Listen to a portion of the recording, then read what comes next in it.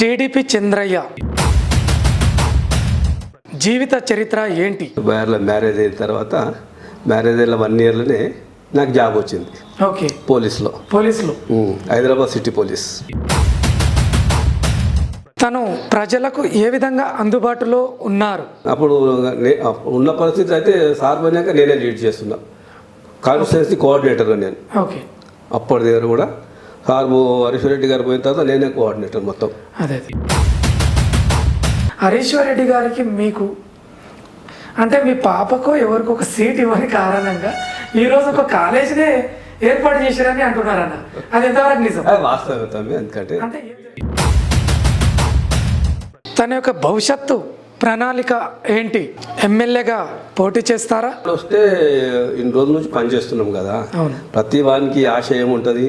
కార్యకర్త ప్రతి వాడు నేను ఎమ్మెల్యే కావాలంటాడు. అవును. ఎమ్మెల్యే అయిన తర్వాత మంత్రి కావాలని కోరికలు ఉంటాయి.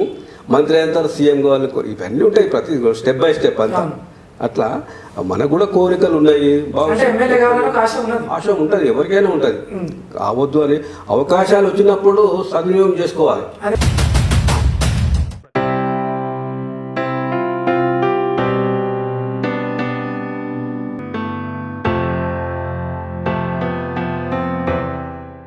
అందరికీ నమస్తే, నేను మీ సురేష్ మోత్కర్. ఈరోజు ఒక ప్రముఖ రాజకీయ నాయకుని దగ్గరికి మనం రావడం జరిగింది. అందులో తన యొక్క జీవిత చరిత్ర, తన యొక్క రాజకీయ నేపథ్యం, ప్రస్తుతం భవిష్యత్తులో కార్యాచరణ ఏ విధంగా ఉండబోతుందనే కొన్ని అంశాలను తెలుసుకోవడానికి మనం రావడం జరిగింది. వికారాబాద్ జిల్లా పరిగి నియోజకవర్గం పరిగి స్థానిక కేంద్రంలో ఉన్నటువంటి చంద్రన్న గారితో మనం ఈరోజు ముచ్చటించడానికి రావడం జరిగింది. అన్న నమస్తే. నమస్తే. అంతా మంచిదన్న? బాగుంటుంది. ఓకే. ఏది ఏమున్నా మీ ఇంటర్వ్యూ కోసం కూడా పర్వాలేదు, చాలా ప్రయత్నమే చేసినాం. మీరు ఈరోజు టైం ఇవ్వడం చాలా సంతోషం. వాస్తవానికి కూడా అన్న మీ దగ్గర కొన్ని విషయాలు, మీ వ్యక్తిగత జీవిత విషయాలు కూడా తెలుసుకోవడానికి రావడం జరిగింది. అది చాలా సంతోషంగా ఉంది. ముఖ్యంగా మీరు స్టార్టింగ్లో మీ చదువు, అదేవిధంగా మీ బాల్యం, అమ్మ నాన్న మిమ్మల్ని ఏ విధంగా ప్రోత్సహించారనే కొన్ని విషయాలు మీ నోటి ద్వారా చెప్తే బాగుంటుందన్న. స్టార్టింగ్లో నేను పరిగిలోనే చదువుకున్నా. ఓకే అన్న. గవర్నమెంట్ స్కూల్లో. ఓకే. 10th వరకు ఇక్కడనే చదువుకొని ఇక్కడనే ఉన్నా, ఇక్కడనే పెద్దగాను. ఓకే. ఇక అమ్మ నాయన వ్యవసాయదారులు, ఇక ల్యాండ్స్ అంతే బాగున్నాయి. అంటే అప్పటికి బాగా భూస్వాములు అంటే కదా ఎస్సీలల్లా తమ్మి ఆయన అంటే కష్టపడ్డా, ఏం చేసిండో నిలుపుకున్నాడు. ఓకే. ఇప్పుడు కొన్ని కుటుంబాలు ఎట్లా ఉంటాయంటే ఏదో చేసుకొని ఆయన నిలుపుకున్నాడు అన్నట్టు. ఓకే. మా మా మా ఫాదరు, మా పెద్దనాయన, వాళ్ళు ఇద్దరు కూడా అన్నదమ్ములు సొంత. ఓకే. మా పెద్దనాయన వచ్చి ఫారెస్ట్ డిపార్ట్మెంట్లో పనిచేస్తుండే, అది వాచర్ మనకు తెలియదు. ఆ రోజుల్లో ఈ గత్తర వచ్చింది, ఇప్పుడు మొన్న కరోనా ఎట్లా వచ్చిందో అట్లా వస్తే మా పెద్దమ్మ పెద్దనాయన ఇద్దరు చనిపోయారు. ఓకే. అమ్మ మా మా మా పెద్దనాయన 3 కొడుకులు, ఒక బిడ్డ, మేమిద్దరము ఒక అక్క. ఇంతమందిని మా నాయన పోషించాడు. ఒకడే 2 కుటుంబాల పిల్లల్ని అనుకోవచ్చు. పిల్లలంతా పెళ్లి చేసి గట్టిలే అప్పటి నుంచి గట్టిలే. సరే, మీరు కూడా గట్టిలే. సరే, ఈ విధంగా గట్టి కుటుంబం నుంచి మీరు బయటకు వచ్చారు. మీరు వార్డు మెంబర్ గా కూడా పోటీ చేశారు. ఎంతవరకు వాస్తవం అన్న? గ్రామ పంచాయతీ మెంబర్. ఫస్ట్ నేను ఏమైందంటే ఆ రోజుల్లో చదువుకునే రోజుల్లోనే నేను SBH బ్యాంకు ఉంది కదా, స్టేట్ బ్యాంక్ ఆఫ్ హైదరాబాద్లో, ఆ చదువుకుంటూ అప్పుడప్పుడు అందులో పనిచేసేవాడిని. ఓకే. అప్పుడు డైలీ ఎంత ఎవరన్నా ఆబ్సెంట్ అయితే, ఆ 6 అటెండర్స్ ఉంటారు కదా, ఆబ్సెంట్ అయితే ఆ బ్యాంక్ వాళ్ళు నాతో బాగా క్లోజ్గా ఉంటుండ్రి. ఆబ్సెంట్ అయితే నేను పోతే 13 రూపాయలు ఇచ్చేవారు డైలీ. ఆ సమయంలో చదువుకుంటూ 2 రోజులు 3 రోజులు పని చేసుకుంటూ ఇచ్చేవాళ్ళు. అప్పుడు అట్లాగే హరీశ్వర్ రెడ్డి చనిపోయాడు, కీర్తిశేషులు, మా గురువు కప్పుల హరీశ్వర్ రెడ్డి ఎమ్మెల్యే గారు. పద్మజ కోఆపరేటివ్ సూపర్ బజార్ అని పెట్టాడు పరిగిలో. దాంట్లో నేను పనిచేసిన ఒక 1 ఇయర్. పద్మజ కోఆపరేటివ్ సూపర్ బజార్లో మా కొలీగ్స్ కూడా ఉన్నారు, ఇంకా దాంట్లో పనిచేసిన. అట్లా పనిచేసుకుంటున్న తరుణంలోనే మ్యారేజ్ ఫిక్స్ అయిందండి. ఓకే. 70 తర్వాత ఒక ఇంటి వాళ్ళు అయిపోయారు మీరు. 76లో మ్యారేజ్ అయ్యింది. ఓకే. 76లో మ్యారేజ్ అయిన తర్వాత మ్యారేజ్ అయిన 1 ఇయర్లోనే నాకు జాబ్ వచ్చింది ఓకే. పోలీస్లో. హైదరాబాద్ సిటీ పోలీస్ ఓకే అన్న. జాబ్ చేసిన. చేశారు. జాబ్ చేసుకున్నా. మరి ఎందుకు వదులుకున్నారు? అయితే కొన్ని పరిస్థితులు, ఇంటికాడ పరిస్థితుల వల్ల వదులుకోవడం జరిగింది. 7 years చేసినాం. ఓకే. అంటే ఇక్కడ ఈ రాజకీయం వైపు స్టార్ట్ అయింది. లేదు, రాజకీయం కానీ రాలేదు. ఇంటికాడ వ్యవసాయం చేసుకుందాము. ఇక పరిస్థితులు ఇంటికాడ బాగా ఇబ్బందులు, అంటే ఇబ్బందులు ఏం మంచిగా ఉన్నాం నాయన, అట్లేం లేదు కానీ కొన్ని మానసికంగానో ఏదో మానసికంగా ఏం లేదు. కొద్దిగా ఫాదర్ వాళ్ళది ఇబ్బంది, వాళ్ళే వంట చేసుకున్నారు, ఎట్లుంటాయి ఇక. ఇక ఈమె అప్పుడు చదువుకుండే, ఇక చదువుకుంటే ఇంటికి వచ్చి ఈమె చెట్ల నేను అప్ అండ్ డౌన్ చేస్తూ ఉంటే తర్వాత ఇక జాబ్ వదిలేసిన అన్నట్టు. జాబ్ వదిలేసిన తర్వాత డీలర్షిప్ తీసుకున్నాం. అప్పుడు రేషన్ ₹2 కిలో బియ్యం ఈయనే డీలర్షిప్ తీసుకొని డీలర్గా బియ్యం ఇచ్చుకుంటూ అవి వేసుకుంటూ ఇక మెల్లమెల్లగా గ్రామ పంచాయతీ మెంబర్ అక్కడ గెలవడం జరిగింది. తర్వాత సర్పంచ్గా జర్నల్ పోటీ చేసిన. అప్పుడున్న పారసారథి చేసిన జర్నల్ ఆయన గెలిచాడు తెలుగుదేశం పార్టీ తరపునే. టీడీపీ నుంచి పోటీ. మరి ఇప్పుడు ఒకసారి మీరు ఏఎంసీగా చేశారు కదా, మార్కెట్ కమిటీ. అది ఓడిపోయిన తర్వాత మార్కెట్ కమిటీ చైర్మన్ గా చేసిన. సర్పంచ్ ఓడిపోయిన తర్వాత ఇక ఉట్టిగా ఎట్లా ఉండాలి, ఏదో ఒకటి చేయాలి. ఇక హరీశ్వరరెడ్డి కూడా ఉట్టి ఎట్లా అంటే మనకి అగ్రేషన్ సర్పంచ్ గెలిచిండు, మనం కూడా ఏదో లీడ్ చేయాలి కదా, ప్రజలకు కూడా అందుబాటులో ఉండాలంటే ఆ పని చేసినాం అన్నట్టు. అంతకుముందు అనుకుంటా సింగిల్ విండో డైరెక్టర్, సింగిల్ విండోలో గెలిచి డిస్ట్రిక్ట్ కోఆపరేటివ్ సెంట్రల్ బ్యాంక్ లో డైరెక్టర్ నేను. అది కూడా చేసిన మంచిగా సాయిరెడ్డి పీరియడ్ లో. అది కూడా 3 years. 2006లో అంటే 6లో జెడ్పీటీసీ అంటే టీడీపీ నుంచి. అప్పుడు హరీశ్వరరెడ్డి సార్ మీకు ఎట్లా ఉన్నది బంధం? జెడ్పీటీసీ మంచిగా ఉన్నాం మేము, మంచిగా ఉన్నాం. ఎప్పుడు మేము ఎక్కడ డిస్టర్బ్ కాలే. ఓన్లీ వార్తల వల్ల అయితే ఉంటారు అంతే తప్ప ప్రేమలు అట్లే ఉంటాయి. అంటే ఒకసారి ఏదో సందర్భంలో మీరు టికెట్ కావాలి, ఎమ్మెల్యే పోటీ చేస్తా అని చెప్పేసి హైకమాండ్ దగ్గరికి వెళ్ళినట్లు సమాచారం. మరి ఎవరి దగ్గరికి వెళ్ళారు? చంద్రబాబు గారు. ఆయన దగ్గరికి వెళ్ళడం జరిగింది. వికారాబాద్ టికెట్ అడిగాను నేను. అక్కడ జనరల్ ఎస్సీ రిజర్వేషన్ కాబట్టి వికారాబాద్ అడగడం జరిగింది. సారు చెప్పిపోయినాం మేము కూడా. సారు కూడా వచ్చాడు మాయంబడి, హరీశ్వరరెడ్డి గారు. రావలేదు పర్లేదు, ఏముంటుంది ఉన్నప్పుడు మనకి ప్రయత్నం చేసాం అన్నట్టు. రైట్. ఇక్కడ వరకు బాగుందన్న. అయితే రీసెంట్ గా మీరు అంటే మున్సిపల్ పరిగి ఏర్పడిన తర్వాత మీరు ఒక వార్డుకి, మేడం గారు ఒక వార్డుకి పోటీ చేయాల్సినంత అవసరం ఎందుకు వచ్చింది? అదే మాకు ఏమైపోయిందంటే కొత్త మున్సిపాలిటీ. గ్రామ పంచాయతీలో మెంబర్గా చేసిన, సర్పంచ్గా పోటీ చేసి ఓడిపోవడం జరిగింది, మార్కెట్ చైర్మన్గా చేయడం జరిగింది. కొత్త మున్సిపాలిటీలో కొద్దిగా అనుభవం, ఎందుకంటే అన్ని పదవులు అనుభవించినాము. ఇది కూడా ఒకసారి చూస్తే ఎట్లా అంటే మున్సిపాలిటీలో కొద్దిగా డెవలప్మెంట్లో దీంట్లో నా పాత్ర కూడా ఉంటే బాగుంటుందని ఆలోచనతోటి నేను దాంట్లో ఏదో చేయాలని కాదు పోటీ చేయడం జరిగింది. ఏం లేదు, మాకు అలవాటు కదా. అంతేనా? ఓడిపోవడం అలవాటే, సమానంగా తీసుకుంటే అంతే. రైట్. ఈ ద్వారా బాగుందన్న మీ చరిత్రలో. అందులో భాగంగా ఒక్క విషయం ఏంటంటే హరీశ్వరరెడ్డి గారికి మీకు అంటే మీ పాపకో ఎవరికో ఒక సీట్ ఇవ్వని కారణంగా ఈరోజు ఒక కాలేజీనే ఏర్పాటు చేశారని అంటున్నారన్న. అది ఎంతవరకు నిజం? వాస్తవం. ఎందుకంటే బిఎడ్ కాలేజ్లో ఆ రోజుల్లో పల్లవి డిగ్రీ కాలేజ్ ఉంది కదా, నడుస్తుంది. ఆ రోజు నా ఇద్దరు డాక్టర్స్ బిఎడ్లో సీట్ అడిగినా ఇస్తాడు, ఇవ్వలేడు. కొద్దిగా నాకు మనసు బాధ అయింది. కోపమేలే కానీ ఎందుకు పోయి అన్నట్టు కొద్దిగా మనం ఏదిగా మళ్ళా ఎట్లా ఉంటాయి కొన్నిసార్లు దొరుకుతాయి. అది మనం ఎట్లాంటి ఇబ్బందులు ఉంటాయి ఇట్లా చాలా. ఆయనది కూడా తప్పేం లేదు, అందులో మంచిది చెప్పిండు. కానీ ఇక మేనేజ్మెంట్ ఉంటుంది అంతా. రాజు తలుచుకుంటే దెబ్బల కొద్దు కానీ అది జరగలేదు అంతే. లేకుంటే తర్వాత మన పిల్లలు వేరే దారి చేసినాం. అప్పుడు వాళ్ళు ఇప్పుడు టీచర్ ఉద్యోగం చేస్తా ఉన్న దేవుని దయ వల్ల మీ అందరి ఆశీర్వాదం వల్ల ఏ ఇబ్బంది లేదు. మొత్తానికి బయటికి కాలేజ్ కొరకు బీఎడ్ కాలేజ్ కొరకు కట్టించడం జరిగింది. తర్వాత అది పర్మిషన్ రాలేదు, దాంట్లో కొద్దిగా ఇబ్బందులు అయినాయి. తర్వాత ఇక స్కూల్ నడిపించినాం, సుదీక్ష స్కూల్ పెట్టి. అయితే ఇంకొక విషయం ఉన్నా, 7 వరకు వచ్చిన వ్యవస్థలో అంటే సాధారణంగా సామాజికంగా వెళ్తున్న వ్యక్తులు మీరు ఈ టైం లోపల ఏమైందంటే ఇప్పుడున్న టీడీపీలో అనుకుంటే ఇన్ని పదవులు చేయడం జరిగింది. తెలంగాణ ఉద్యమంలో మీ పాత్ర ఏమైనా ఉందా?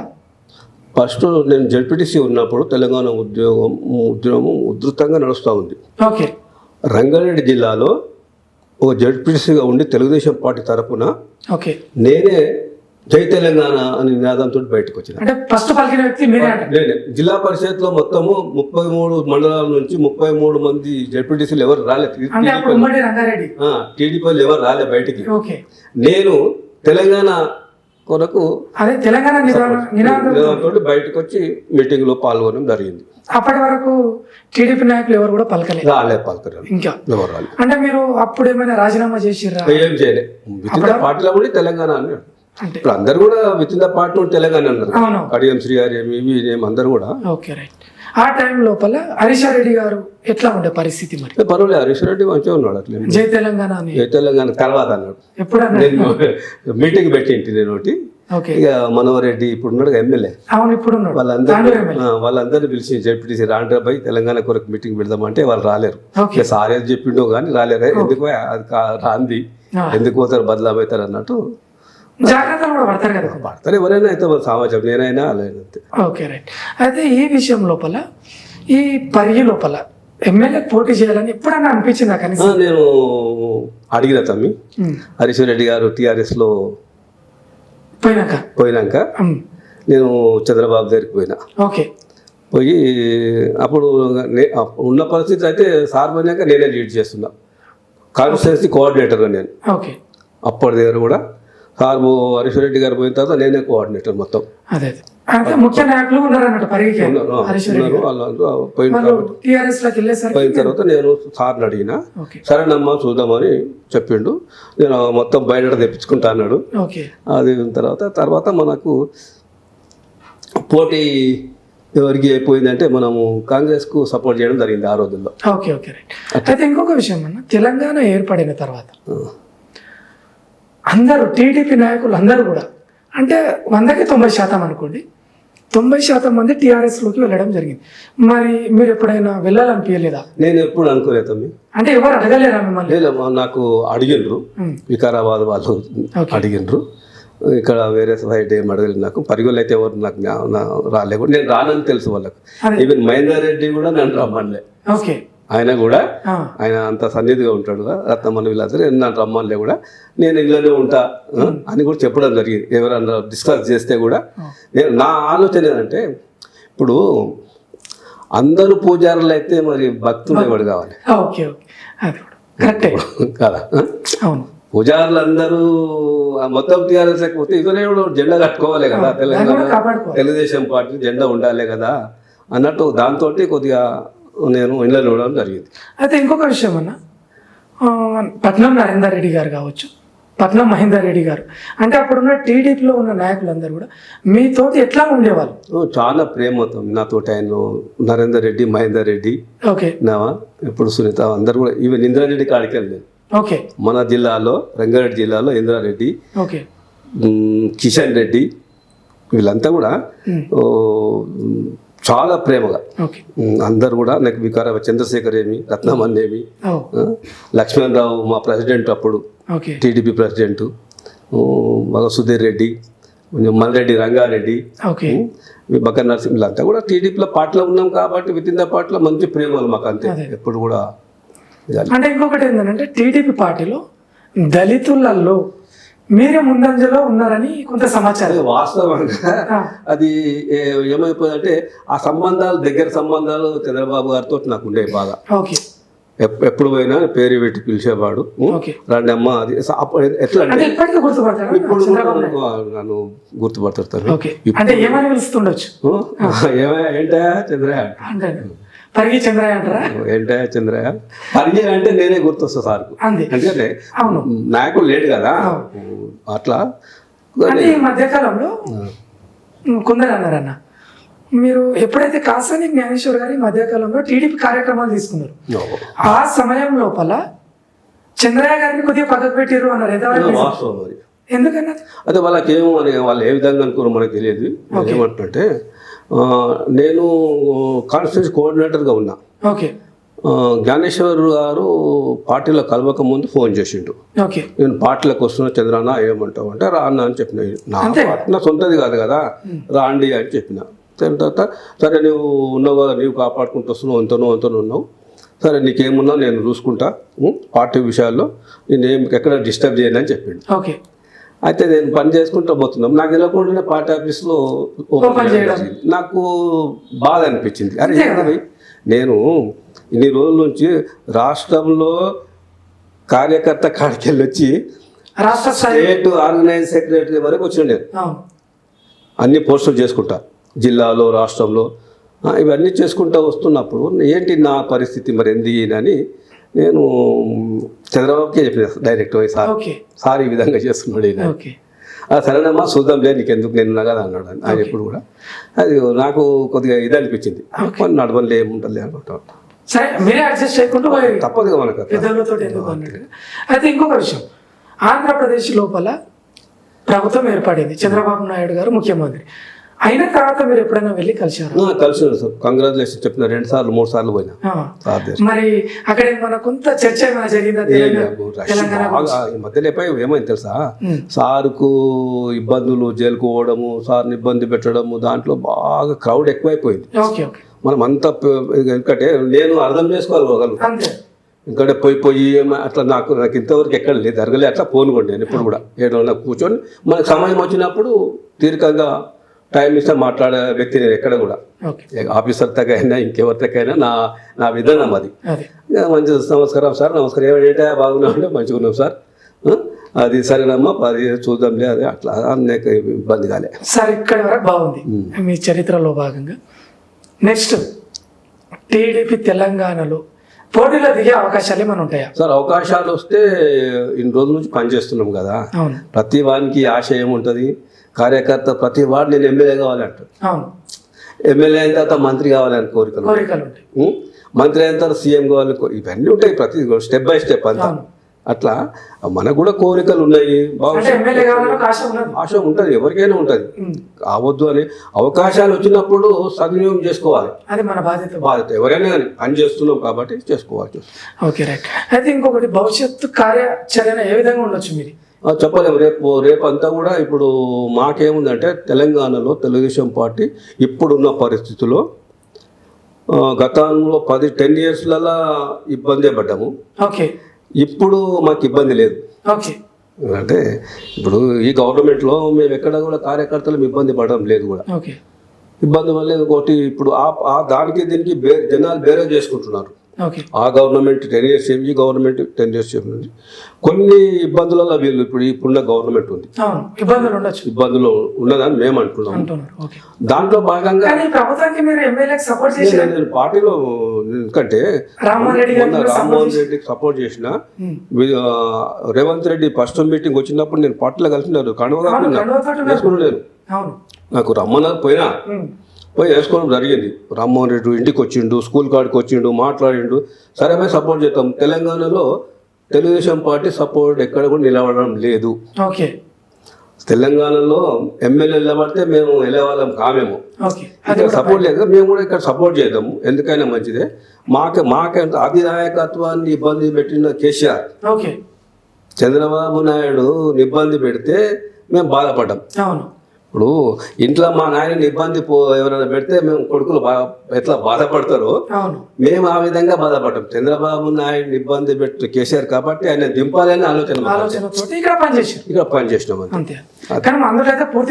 దాంట్లో ఏమి డిప్రెషన్ లేక మేము ఏముంటుంది, నెల ఎలక్షన్ కాగానే పోయినాం పని చేసిన తర్వాత అయ్యా ఇంకా ఉండని ఇక మనం ఇక పార్ట్ టైం జాబ్ లా కదా అప్పటికి. అంతే. ఇప్పుడు మేము రేవంత్ రెడ్డి వీళ్ళంతా కూడా ఓకే కాంగ్రెస్ గెలవడం వల్ల గెలిచింది, పర్వాలేదు పనులు చేస్తున్నారు, కొన్ని అయితే లేవు పర్లేదు, ఇప్పుడు దానికి కూడా టైం ఇంకా ఉంది, ఉండొచ్చు, చేసుకోవాలి, పర్వాలేదు, మాకేమి ఇబ్బంది లేదు. అవును. ఆ పార్టీతోటి నాయకులతోటి మేము ప్రేమగానే ఉంటాం. Okay right. అంటే ఇప్పుడు ఒక క్వశ్చన్ సార్ చివరిలో, టీడీపీ నాయకులందరూ టీఆర్ఎస్లోకి పోయారు, అది తెలిసిన వాస్తవం, సత్యం కూడా. ఒకవేళ తెలంగాణ లోపల టీడీపీ పార్టీ అన్ని నియోజకవర్గాలలో ఎమ్మెల్యే క్యాండిడేట్లను నిలబెడితే టీడీపీ పాత నాయకులు మళ్ళీ తెలుగు వచ్చే అవకాశాలు ఉంటాయా? అవకాశాలు 100% ఉన్నాయి. ఏ విధంగా చెప్పగలుగుతున్నారు? అయితే వాళ్ళు ఇప్పుడు ఏమైపోతుందంటే ఎక్కడైతే మనకు ఒక ఇంట్లో సంసారం చేసి పైకి వచ్చిండ్రో ఆ టీడీపీలో ఉన్నటువంటి పట్టు, టీడీపీలో ఉన్నటువంటి ట్రైనింగ్లు, ఆ పాటలో ఉన్న నేర్చుకున్న విద్య, అవన్నీ కూడా నెమరేసుకుంటున్నారు జనాలు కూడా. పరిస్థితులు ఏమైపోయింది ఆ రోజుల్లో డ్యామేజ్ చేయడం జరిగింది టీడీపీని బాగా టీఆర్ఎస్ వాళ్ళు. తర్వాత ఈ రోజు డ్యామేజ్ ఎవరు చేయడం లేదు. ఇప్పుడు వాళ్ళు వస్తుండ్రా ముంగోలు వీళ్ళు పోతుండ్రా ఏమి తెలియదు. ఇప్పుడున్న పరిస్థితులు ఏమంటే తెలుగుదేశంలో ఉంటే మనకింత నాయకత్వ లక్షణాలు తెలిసిన కాబట్టి విలువ ఉంటుంది, క్రమశిక్షణ పార్టీ కాబట్టి విలువ ఉంటుంది. సార్ మేము మొన్న ఎలక్షన్లో అందరు చేసారు, కాంగ్రెస్ చేసారు, టీఆర్ఎస్ చేసారు. ఇప్పుడున్న వాళ్ళందరూ కూడా సీనియర్స్ చాలా మందితో మేము మాట్లాడుతున్నాము. ఇప్పుడున్న పరిస్థితి ఏమంటే బీజేపీ తోటి సార్ అలయన్స్ పెట్టుకున్నాడు ఆంధ్రలో, అలయన్స్ పెట్టుకున్నాడు. పవన్ కళ్యాణ్ అలయన్స్ పెట్టుకున్నాడు. వీళ్ళంతా రేపు తెలంగాణలో కూడా పెట్టుకోవచ్చు అని ఒక ఊహాగానాలు, అంచనా ఉంటుంది. అంచనా ఇక్కడ కూడా ఉంటే ఎందుకు మేము గెటాన్ కావద్దు, ముందుకు రావాలి అనే ఒక తపన. పాత పాటే కదా, ఇప్పుడు సొంత ఇంటికి పోయినట్టు, కన్నతల్లి ఇంటికి పోయినట్టు అట్లా జరిగితే జరగవచ్చు పరిణామాలు. ఎప్పుడు కూడా మనము ఏది ఊహిస్తుందో తెలియదు, మనం ఎప్పుడు చెప్పలేము. అట్లా ఉన్నారు, రెడీ ఉన్నారు. ఓకే రైట్ అన్న. ఈ చివరి క్వశ్చన్ ఏంటంటే, మీరు ఖచ్చితంగా వచ్చే ఎన్నికల్లో ఎమ్మెల్యేగా పోటీ చేసే అవకాశం ఉంటుంది 100%. దానికి ఇప్పుడు అదేముంటుందంటే, నేను ఇది జనరల్ సీటు, రేపు ఎలక్షన్ అంతా సీట్లు పెరుగుతూ ఉన్నాయి. అది ఏమవుతుందో, ఎస్సీ అవుతుందా అని ఎవరికైనా ఉంటుంది. ఎస్సీకి ఉంటే బాగుంటుంది, ఎస్టీకి ఉంటే బాగుంటుంది. ఇప్పుడు తెలుగుదేశం పార్టీ అంటేనే బలహీన వర్గాలకు చెందిన పార్టీ అని ముద్ర ఉంది. ఇలా బీసీలు, ఎస్టీలు, ఎస్సీలు ఏ స్థాయికో పోయారు. ఇప్పుడు జనరల్ సీట్లలో కూడా బీసీలకు న్యాయం జరిగింది, ఎస్సీలకు కూడా ఇవ్వడం జరిగింది. అప్పుడు పార్టీ అధిష్టానము ముందుకు పంపిస్తే పోనీకే రెడీ ఉంటాం, ఏముంటే అది పెద్ద ఇది ఏం లేదు. ఇప్పుడు ఓటమి గెలుపడం కానీ పార్టీ జెండాను ప్రజల లోపల చూపించాలి అనే ఒక సంకల్పం నా దగ్గర ఉంటుంది. అది ఓకేనా, థ్యాంక్ యూ ఈ అవకాశం ఇచ్చినందుకు.